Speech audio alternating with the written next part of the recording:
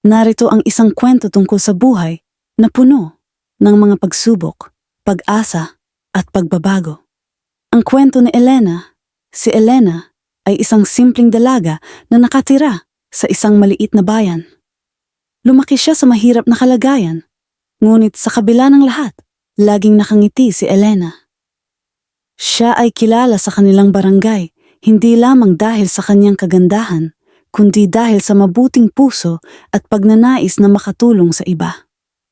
Sa kanyang kabataan, palagi siyang tumutulong sa kanyang mga magulang, sa kanilang maliit na tindahan. Kasama ang kanyang mga kapatid, nagtrabaho sila ng masigasig para lamang makapag-aral. Kahit na puno ng pagsubok, hindi siya sumuko sa kanyang pangarap na makapagtapos ng kolehiyo. Isang araw, nalaman ni Elena na may scholarship program na inaalok sa kanilang bayan. Sa kabila ng kanyang takot at pagkabahala, nagdesisyon siyang mag-apply. Binuhos niya ang lahat ng kanyang oras at lakas upang maging handa. Araw at gabi siyang nag-aral, nang hindi nagwawagi sa pagod at puyat. Nang dumating ang araw ng pagsusulit, nakaramdam siya ng matinding nerbiyos. Pero sa tulong ng kanyang mga magulang at kaibigan, nagbigay siya ng lahat sa kanyang performance. Sa kanyang paghihirap, nakuha niya ang scholarship. Ang balitang ito ay naghatid ng kasiyahan hindi lamang sa kanyang pamilya, kundi sa buong barangay. Habang nasa kolehiyo, naranasan ni Elena ang mga hamon ng buhay. Ang mga mabibigat na takdang aralin, ang pagkakaroon ng mga bagong kaibigan, at ang pag-unawa sa mga bagay na hindi niya pa nararanasan. Sa kabila ng lahat, natutunan niyang pahalagahan ang mga maliliit na bagay. Parati siyang nagkukwento sa mga bata sa kanyang barangay. Tuwing umuuwi siya tungkol sa kanyang mga nakakatakot at nakakaaliw na karanasan.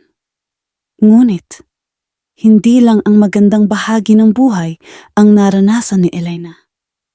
Isang araw, nakatanggap siya ng balita na ang kanyang ama ay nagkasakit ng malubha. Napaluhod siya sa takot at pag-aalala. Mula noon, sinubukan niyang balansehin ang kanyang pag-aaral at pag-aalaga sa kanyang pamilya. Tumulong siya sa kanyang ina sa mga gawain at nagbigay ng suporta sa mga kapatid niya. Sa kabila ng hirap, nahanap ni Elena ang lakas sa kanyang pamilya. Pinilit niyang ipagpatuloy ang kanyang pag-aaral habang nagtatrabaho sa isang part-time na trabaho.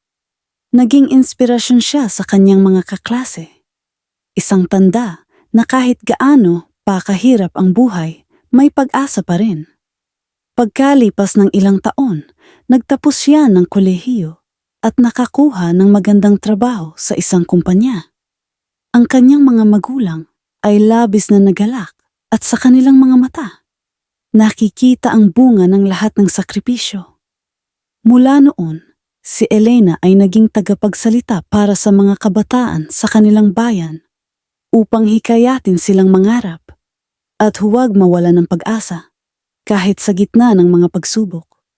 Ang kanyang kwento ay patunay na ang buhay ay puno ng hamon at sakripisyo, ngunit sa bawat hakbang, may mga aral na natutunan at mga pangarap na matutupad.